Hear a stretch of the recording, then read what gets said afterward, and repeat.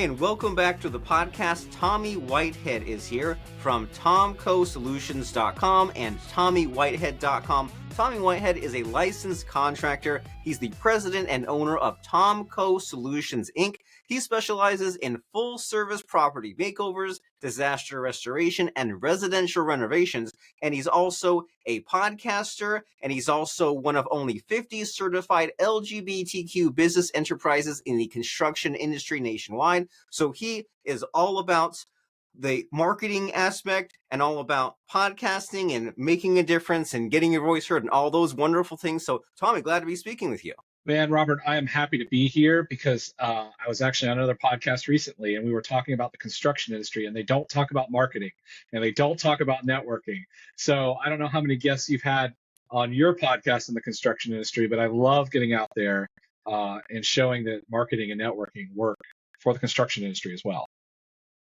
Yeah, and I love that. Even in like the industries where you don't normally think of them. And what comes to mind is a few years ago, I knew a guy who he created websites for like machine part manufacturers. Like there's like every town has that side of town where there's all like the industrial stuff. Yeah. And for some reason, the marketers that are looking to like set up a web presence, they go after the dentists and the lawyers and like the sexy high profile companies, but then the all the industrial and home building and all that gets left in the dust. And so we need to change that, right? Or maybe change it, maybe not so much that you get edged out by competition, but just kind of change the awareness or like, people's thinking about what's possible. And so yeah, tell me about the construction industry and marketing and what needs to be done there. I'm glad you mentioned that. So a lot of people in our industry are afraid to go to networking events. They're afraid to market. They're used to doing what they're comfortable with, which is usually with their hands or crafting their trade, painting, plumbing, electrical work. They're very comfortable with that, but talking about themselves, talking about their product becomes difficult. If you want to become a very effective contractor, you have to think about becoming a disruptor in your industry. And I actually just wrote a book, Building Success, the Toolbox are coming out on top. It's launching on June 1st.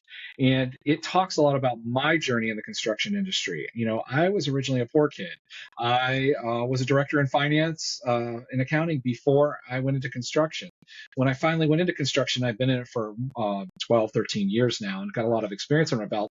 I realized all the other industries I'd worked in, they had marketing, they had networking, they had public relations. But contractors really don't do that. And so I found out that, hey, I don't know what I'm doing in that realm. That's okay. I can project manage the hell out of your house and give you a nice kitchen. I didn't know what I was doing in marketing. That's okay. I went and found a company that knew what they were doing. Then I found multiple companies because people sometimes think, oh, I'll just go find a marketer. No. Marketing is a multifaceted thing. Just like you don't go to just one doctor, you might go to 4 doctors. They're all for the health of your body, but they're different parts, and marketing's the same way. So I used an editor to help me write my book. I used a PR company to help get my personal branding out there. I've used an SEO and marketing agency to focus on my keyword optimization on my website. I've helped to use social media companies to help on my social media branding. And these are all things that have really made me stand out in my market.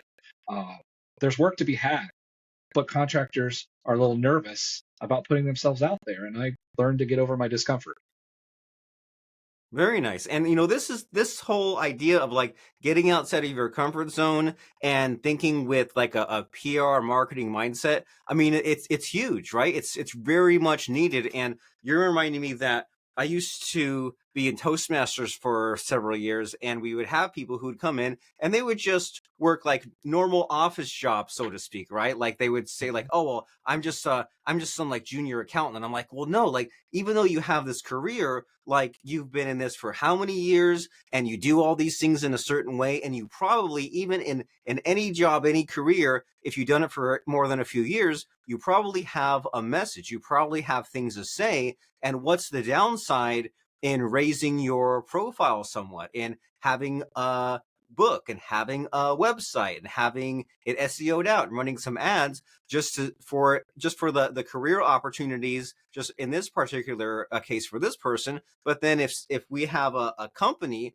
that's just by the default stereotype doesn't put themselves out there, why not do some of these things? And so is it safe to say also that a lot of these tasks that you're mentioning are not in the thousands of dollars, right? We used to think, oh, if I need someone to like edit my book, that's like 5 grand. If I need SEO, it's like 5 grand. But now there's Fiverr, there's freelance sites. You can have people do these like one-off jobs, sometimes for like a few $100s. It's like doing your taxes, right? You hire someone, they do the one-off job, and then now you have an SEO website. So is that safe to say that it doesn't have to necessarily break the bank, at least at first? At least at first. So you get what you pay for. So I put a lot of money out in editing a book. I put a lot of money out in what I've done, but I didn't start by putting a ton of money out.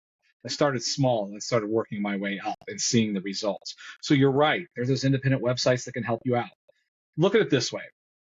Target has a 10 million bucks to go spend on marketing. And so they have amazing marketing campaigns, or $100 million to spend. They have amazing marketing campaigns. I can't afford that. Does that mean we should do nothing?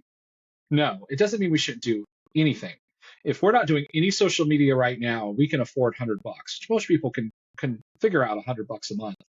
Go out to Fiverr, go up to Upwork, go up to one of those other things, hire a virtual assistant. What can you get for $100 a month? Maybe it's only one posting a week. That is better than what you're doing today. Now that one posting a week starts to build momentum.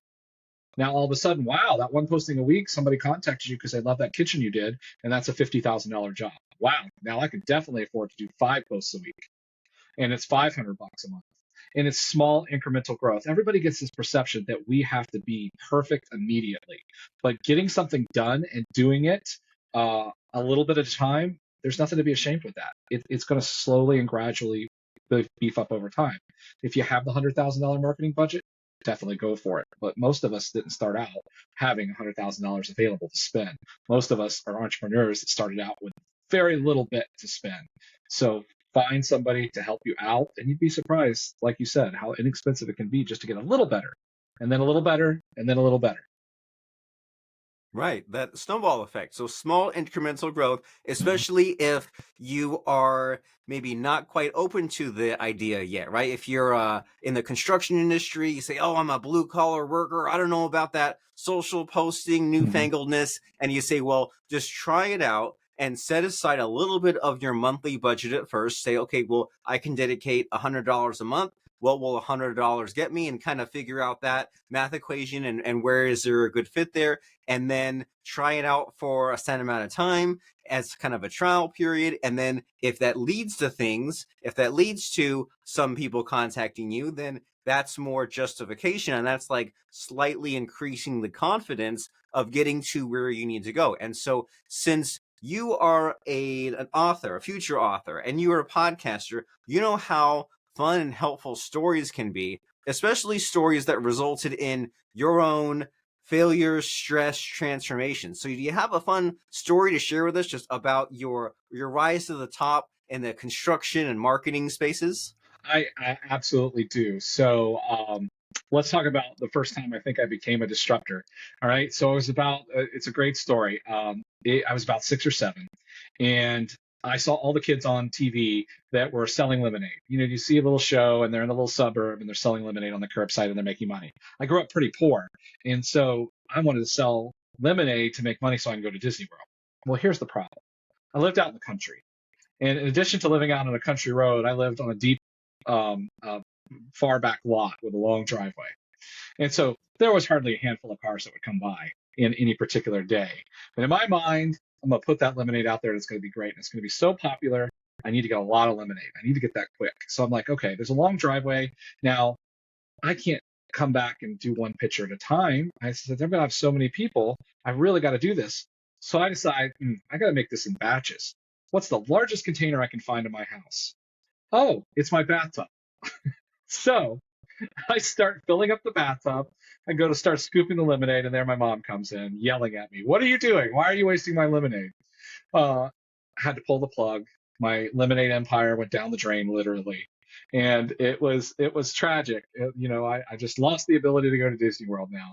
But the point being was, even as a kid, I was thinking, okay, you got to figure out a way to do something a little bigger. If you put all your effort in doing really small things, you're only going to get really small results. If you start finding ways to do bigger things, you will get bigger results, and you'll start to go from little changes to large changes. And so it's just a fun little quirky thing about my early entrepreneurialism as a child. I love that. And there's so many fun lessons contained within that, especially this idea that, well, you might be like 80% on the right track, right? You might Mhm. have a good idea, but then have a few missing pieces. And man, those few missing pieces just makes the whole plan fall apart. But that's not necessarily a reason to give up. You say, well, okay, well, I have this plan. Maybe I go into town and set up the lemonade stand, or do it in a way that makes more sense, and not just charge ahead and say, well, here's what I decided. And won't reality conform to me, please?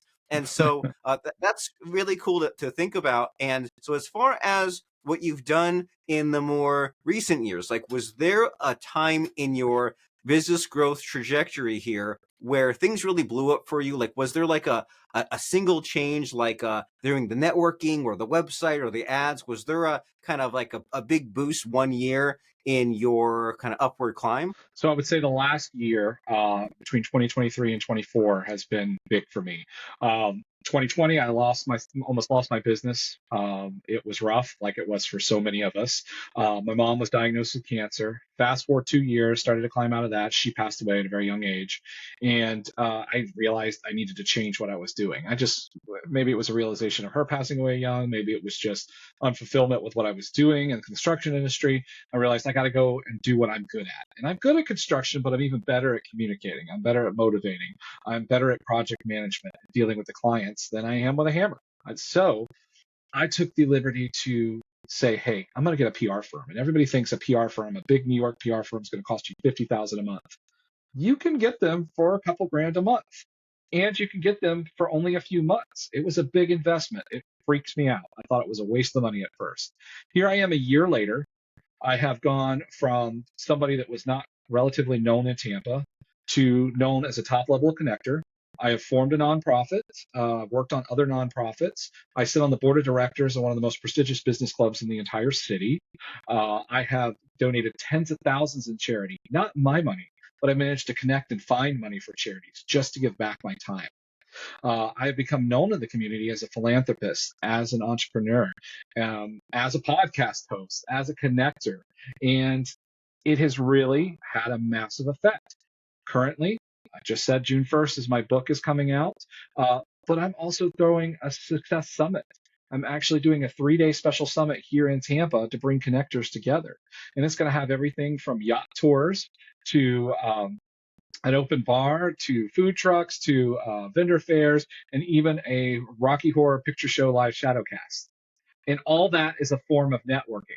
It allows me to connect. And the ultimate goal is the launch of my capital company, Tomco Capital Partners, which will allow me to recruit capital to do construction projects.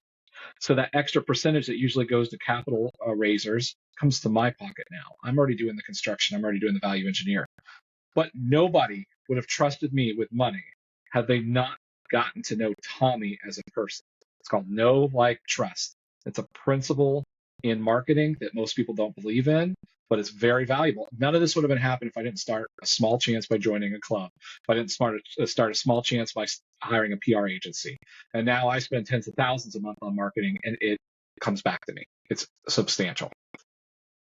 Very cool. And man, know, like, and trust. That used to be, there was a period of time where like everyone said that, right? You couldn't go a couple of days without hearing that, and then it seemed to all dried up. And maybe it got replaced with some other marketing term. But Yeah. I love that phrase, because what it brings to the imagination are all these threads, right? And all these Mm-hmm. different ways people can find you. And then maybe over months or years, then they get to know you more, and then like you, and then trust you, and then many amazing things are then possible, such as what you've done. Like, you kind of built all these accomplishments and shown that you can create things and stick to them and follow through.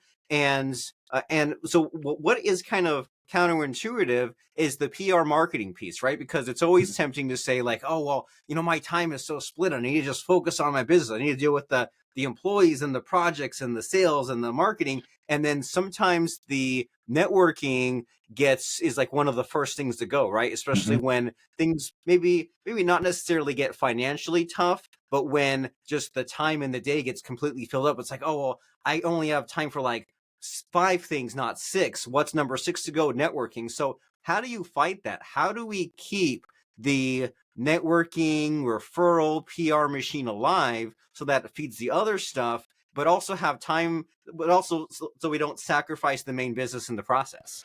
That's a challenge because marketing isn't go out and sell something today. You're not going to receive funds today. Marketing is often planting a seed, and you've got to cultivate the crop over time. It's not hunting. Sales is hunting. You go out, you sell a bar of soap, you sell a massage, you sell a kitchen. Marketing is trying to keep your messaging alive, and so you have to plan. I'm going to do an hour a month. I'm going to do an hour a week. I'm going to do 2 hours a week, whatever that is. You have to find yourself time and dedicate that every Tuesday morning I'm going to do that. One of the ways I did that at first when I was busy is I joined a local BNI chapter.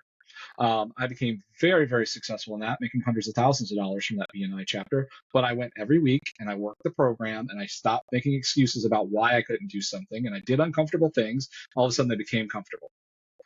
And that worked. Now, that's not going to work for everybody. There's different things that work for everybody, but you've got to dedicate no matter what fire is going on. I'm in construction. I've literally dealt with fires. Whatever fire is going on, you got to stop and say, you know what? It'll wait for an hour. It'll wait for 2 hours. This is me investing in my future by putting some time in my education and my networking and my sales. That's what this is. And so it's important. You just have to do it. Okay, you have to do it. You have to make a commitment and dedicate yourself. And as you said, there's the planting of the seed, right? Yep. Sometimes you're doing the hunting, the sales, but other times you're doing the farming, the growing, the marketing. And so, I can relate to that a lot because probably up until maybe 2 years ago, some of the marketing such as this, like a podcast, I might have just like not shown up to some appointments. And like we said when we first spoke, I had a podcast right before this, and the old me would have said, "Oh, I've done enough today. I'll just kind of I'll make up some excuse. I'll send a message to Tommy at the last second. I'll say I can't make it, but then I show up anyway." And I think there's some sort of superstitiousness, at least for me. Like I'm worried that if I miss this appointment and that one, then next thing you know, it's way too easy to cancel stuff. Imagine if when you were in school, if they said, "Oh, don't worry about this test, don't worry about this essay or this class." Next thing you know, it's all chaos. Next thing you know, you don't have to do anything. So that's very kind of motivating to hear from you. Is the discipline, right? As far Mhm. as saying, "Well, I joined the BNI chapter. I'm committing to showing up to the meetings and doing the activities." And then you said in there that it is uncomfortable at first, but then it will become comfortable as we're doing it. And speaking of things being uncomfortable, you're a podcaster. That's uncomfortable Mhm. and mistake central. So, like you mentioned about how important it was for you to do the philanthropy and the PR, but the podcasting, that's not a thing that you necessarily like had to do, but you chose to do it and you've grown this successful show. So, why did you do the podcast and what's it all about? So it's called Tommy's Toolbox, the podcast. We have one season released. It's 10 episodes, smaller viewership, which happens with every podcast when it starts out. We're about halfway through season 2 recording and we're changing direction of the show. But it was about building your own success, kind of like my book, Building Success. But it's about local area entrepreneurs, community activists, and things that happen. So season 2 is actually a fun tour through Tampa, where we have people from the Florida Aquarium, we have people from the local city government talking about housing. We're going to be talking about capital markets. We're talking about stuff like that. Season 1 was talking to a lot of different people in the trades and marketing and how it affects construction and real estate. So we kind of changed our direction. Going back to what you said, don't get stuck in the mud. If something doesn't resonate as well with the audience, change it a little bit. And that happens with podcasts all the time. But I wanted to stand out. Every contractor might write a quick how-to article about how to fix your outlet, how to change a doorknob. Every contractor does that. How is standing in a crowding room dressed identically going to make you stand out? It's not. So what does make you stand out? Let's be a contractor. Oh, I don't want to listen to a contractor's podcast. I don't care about fixing my house. I don't talk about fixing houses. I do talk about real estate. I talk about investing. I talk about networking in the trades. I talk about architecture. I'm an AI company owner as well. I co-founded an AI company where we're working in AI and construction. We talked about that on our show. So it's important to stand out. So that's why I did it. That's why I become an author. That's why I decided to do a podcast host. That's why I do media interviews. I want to be that contractor that's like, whoa, he's a contractor? That's the guy I want working on my house. Maybe he's not the least expensive, but he's obviously pretty good quality because look at his media appearance. Look at all the time he donates to charity. Look at all this stuff that he does different from the typical trade person. And it's important to me. Very nice. And it's like that wall there's like the Wall Street Journal ad where like two men graduated from college and like one read the Wall Street Journal and one didn't, and they're identical, but one did this. So you think there's two contractors and they're identical, Mm-hmm. but one has a media presence and one appears on the local news and podcast. And so which one is going to win out? And so that's very helpful and powerful, just thinking of, well, what does everyone else do? And like, sure, I'll get my bases covered. I'll write the blog post about how to change the doorknob, but then what are they not doing? What are they afraid to do? What can I do that will make me stand out? And especially like you even said it in sort of like a quick story format, right? Like Mm-hmm. it's not just what will I do, but if someone comes across me and finds me, they'll be a little puzzled for a second and say like, oh well, he's the contractor. That's defying the expectation of what I expected the contractor to be. That's the contractor that has a book, that Mm-hmm. has a podcast, that does all these cool things. And, that's also a very important kind of standout lesson with podcasting too that I found is to not limit yourself to just your niche. Make it about all these other things. Like if I was like, oh, I'm just going to talk to internet marketers, no contractors, you and I wouldn't be speaking here. Mm-hmm. So like that's huge too, right? It's just like expanding the zone of randomness for your podcast so that way you can make these connections through the networking, which is what it is anyway, that you normally wouldn't be doing. And so as far as, I mean, you have so much going on, you have so much happening for the future, and you mentioned so many fun stories. Do you have room to share like one last surprise with us? Was there like a surprise along all these things you created and built that just really like shocked you and changed your way of thinking? Um, Giving up what I don't like doing.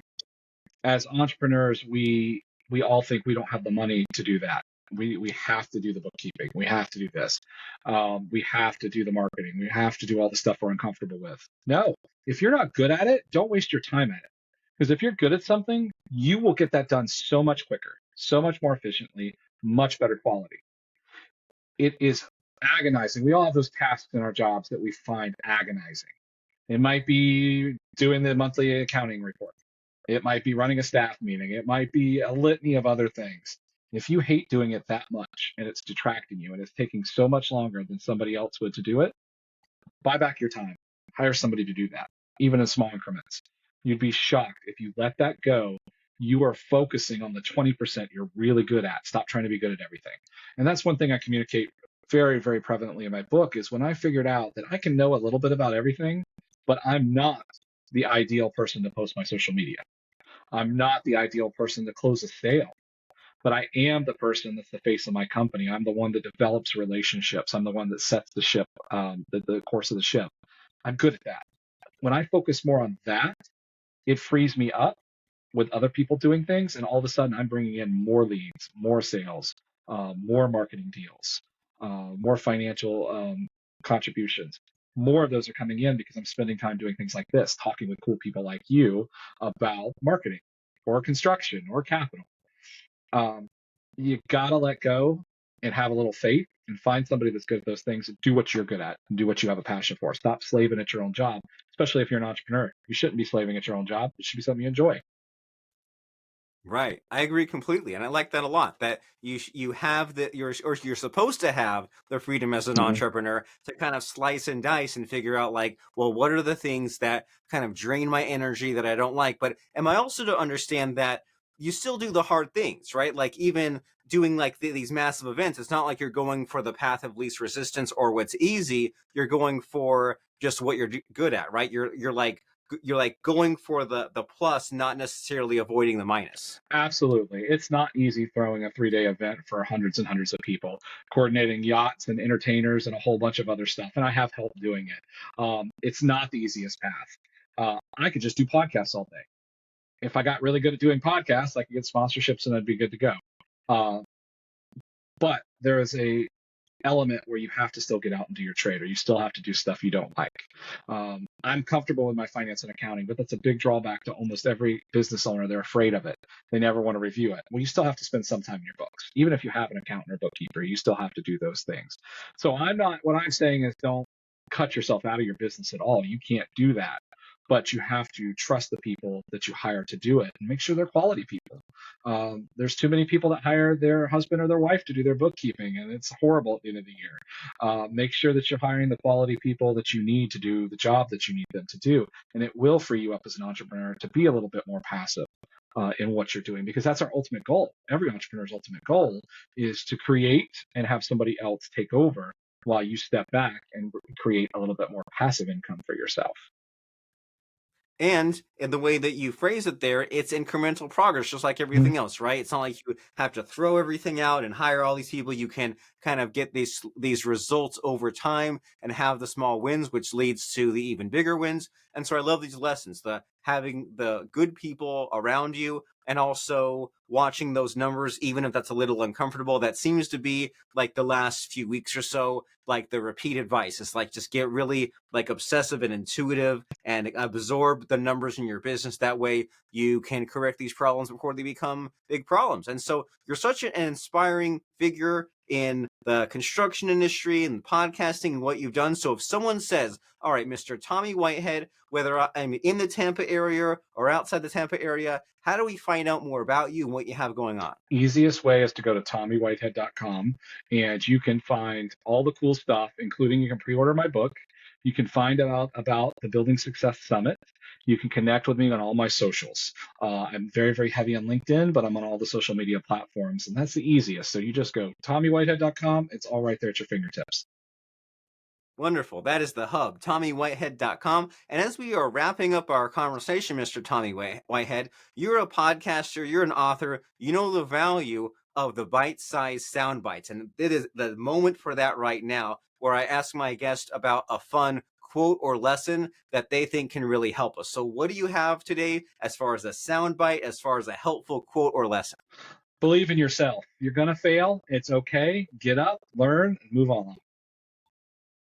Very inspiring. So let's think about that as we go to TommyWhitehead.com. And thank you very much, Tommy, for sharing about your story, your insights, your uniqueness. I really appreciate it, and I appreciate you. Robert, thank you so much for having me on. I love talking about marketing. It's a great thing.